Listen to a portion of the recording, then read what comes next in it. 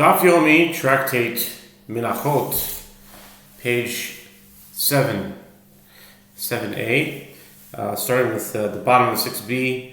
The Gemara challenges if so, meaning if the placement of the handful inside a service vessel completes the rite that begins with the handful's removal, then even if the handful was removed by an unfit individual who has not yet sanctified it in a service vessel designated for the handful, and now we're on Menachot 7a at the top.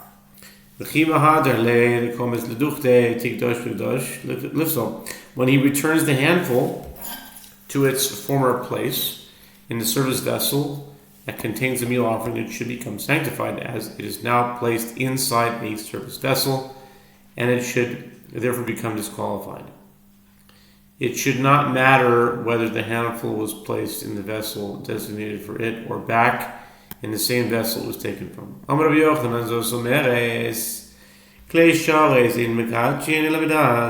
this challenge, Rabbi Yochanan said, that is to say, that a service vessel's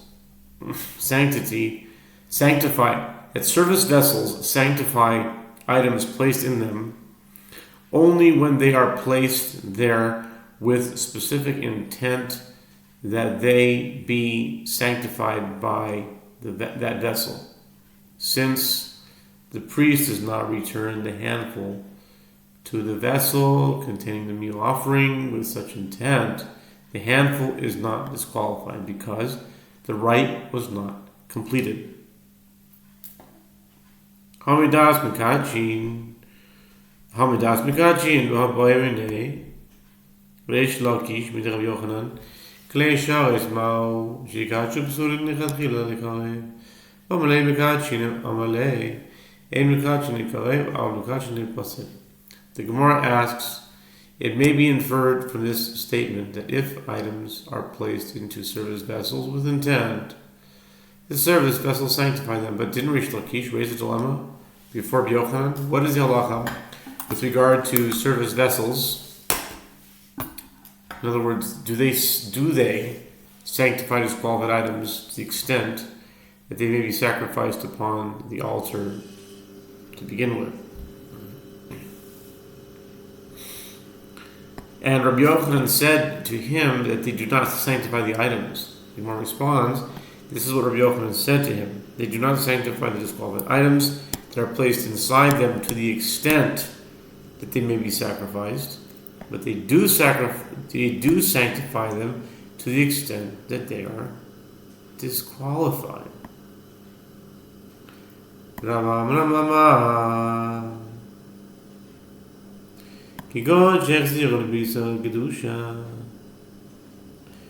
Amram says even if service vessels sanctify items without specific intent, it is possible to return the handful to the meal offering without the vessel sanctifying the handful, such as in a case where he returned it to a heaped bowl.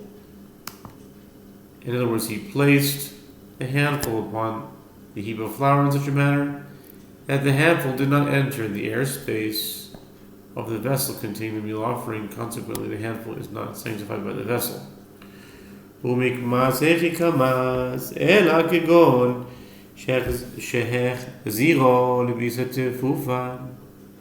asks, but if the meal offering was heaped, how was he initially able to remove a handful from it? The handful must initially be removed from within a vessel. Rather, it is possible to return the handful without sanctifying it in a case where he returned it to a full bowl,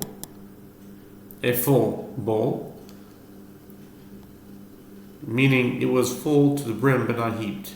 When the priest initially removes the handful from such a vessel, he removes it from inside the vessel, but when it is returned, it does not enter the airspace of the vessel.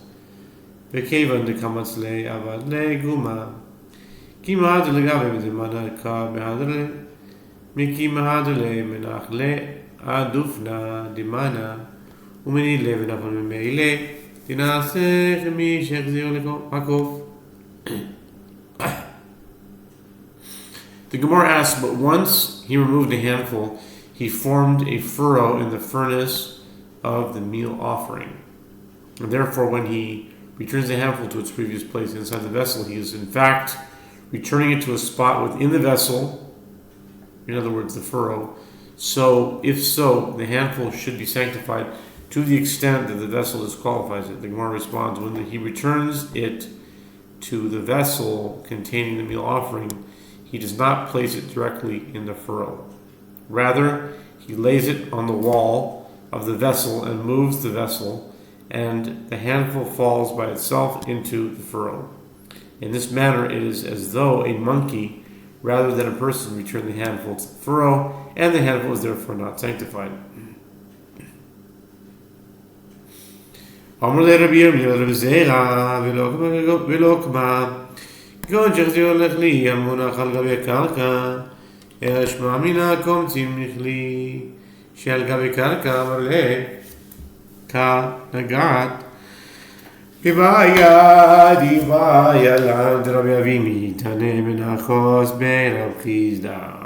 The Gemara returns to its discussion of the opinion of Ben Betera.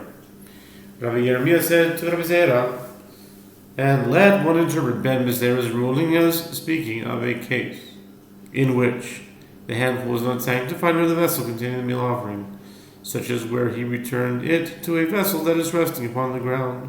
Rather, the fact that this was not suggested indicates that service vessels sanctify items placed inside them even while resting on the ground. Is it correct to conclude from here that one may remove any handful of a meal offering from a service vessel that is resting upon the ground? Rabbi Zera said to him, you have touched upon a dilemma that was already raised before us. When Rabbi Avimi was learning tractate Menachot in the study hall of Rav Chisda, Avimi, Rav Chisda Tani, Rav Chisda Kulpe Tabe Belae Me'avimi, עלה דהשמייתא, בא להכריז רצופין 30 יום, שני וחמישי ושני 60 יום. The Gemara interrupts the statements of the question, and did Rabbi Avimi really learn in the study hall of Rav Chisda? But didn't Rav Chisda say, I absorbed many blows from Avimi as a result of that halacha? In other words, Avimi would mock me when I questioned the statements with regard to the sale of orphans' property by the courts, which were contradictory to the ruling of a particular braita. Avimi explained to me that if the court comes to announce such a sale on consecutive days, then it is announced for 30 days in accordance with that braita. But if it will be announced only on Monday, Thursday, and Monday, then it is announced over the course of 60 days. If so, Rav Chisda was in fact the pupil, while Rabbi Avimi was his teacher. Avimi Masechta It Akara, in parentheses says It Akar Le Viata Kamer Rav Chisda the It Chore Gamare Vishlach Le Vresi Legabe Savar Hachi Mistaya Milita Tfe. The Gemara answers that Avimi was in fact the teacher, but tractate Menachot was uprooted for him, meaning he forgot it, and Avimi came before his student Rav Chisda to help him recall his learning. The Gemara asks, if Rav Chisda was in fact Avimi's student, let Avimi send for him, and Rav Chisda come to Avimi. The Gemara responds, Avimi thought that this would be more helpful in this matter, that by exerting the effort to travel to his pupil in order to learn from him, he would better retain his studies. Pagaver Rav Nachman Amarle Ketzet Komtzin Amarle Mikli Zed Amarle Mikli Komtzin Mikli She'al Gabe Karka Amarle Demag Ba Le Kohen. The Gemara returns to the statement of Rav Zera. Rav Nachman encountered Avimi upon his return from the study hall of Rav Chisda. Rav Nachman said to him, how does one properly remove a handful from a meal offering? Avimi pointed to a vessel that was resting on the ground and said to him, from this vessel one may properly remove a handful. Rav Nachman said to him, may one remove a handful from a vessel that is resting upon the ground? Rav Yomi said to him, when I said that such a vessel may be used, I meant that one priest would first raise it from the ground, and then another priest would remove a handful from it.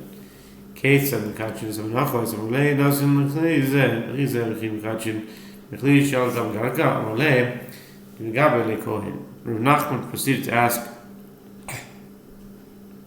Rav Yomi another question. How does one properly sanctify the meal offerings? Rav Yomi pointed to a vessel that was resting on the ground and said to him, the priest places it into this vessel. Rav Nachman said again to him, but can one sanctify a meal offering in a vessel that is resting upon the ground? Rav Yomi said to him, when I said that such a vessel may be used, I meant that another priest would initially raise it from the ground, and only then would the meal offering be placed inside it.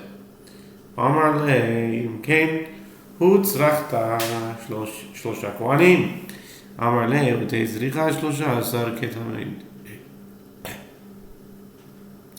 Rav Nachman says, Rav Yomi, if so, then you require the involvement of 3 priests, meaning one to raise the vessel, one to sanctify the meal offering, and one to remove the handful from the meal offering. Rav Yomi said to him,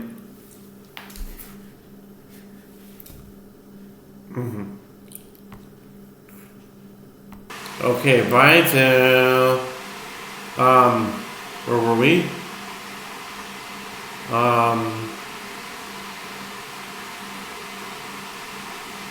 Okay, Rav Nachman said to Rav Yomi, if so, then you require the involvement of 3 priests, right? Okay, we said this. One to raise the vessel, one to sanctify the meal offering, and one to remove the handful from the meal offering. Rav Yomi said to him, let it require even 13 priests, just as the service of the daily burnt offering required the involvement of 13 priests. The need for several priests presents no difficulty. Esvei, ze haklal hakol mitzvot l'chriya molech maktir lechol devar shedarko lechol.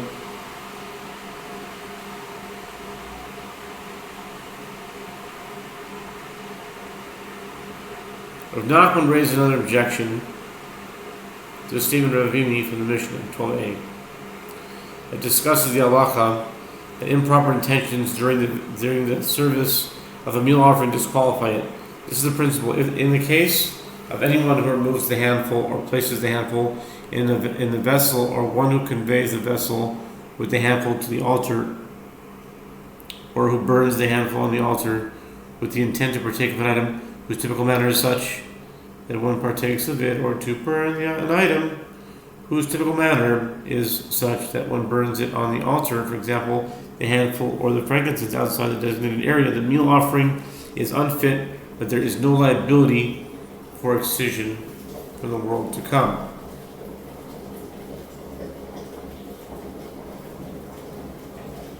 Wow. Okay. V'ilu magbiya lo ketani. Tana seder voides naki lo seder kohanim. Rav Nachman explained this objection. All the rites of meal offering are taught in the Mishnah, and yet raising the vessel from the ground is not taught. This indicates that there is no requirement to raise a vessel from the ground in order to use it for a service of a meal offering. Rav Yomi responded, the Tana cited the order of sacrificial rites, meaning those rites concerning which improper intentions disqualify a meal offering, but he did not cite the order of the priests, meaning he did not cite the total number of priests involved in the service. Bo minei midrav sheish ma'u lekmos mikli she'al gabi karka amar le pok chazi ma avdin legav arba kohanim nichnasin shnayim biyadam shnei sidorim u'shnayim biyadam shnei bazichin rabba mikadmin yivneim shnei litol shnei sidorim u'shnei litol shnei bazichin. On the same topic, the sages raised the dilemma before Sheshet. What is the halacha with regard to the permissibility of removing a handful from a vessel that is resting upon the ground? Is this removal valid? Sheshet said to one of the sages who raised the dilemma, go out and see what they do within the sanctuary when they remove the bowls containing the frankincense. That were placed upon the table of the showbread in order to burn the frankincense upon the altar. The Mishnah 99b states, when the priest would place the showbread every Shabbat, 4 priests would enter the sanctuary with 2 arrangements of the new showbread in their hands and 2 with the 2 bowls of frankincense in their hands, and 4 priests would precede them and enter the sanctuary before them, 2 to remove the 2 arrangements of the old showbread and 2 to remove the 2 bowls of frankincense. Continued next Amud.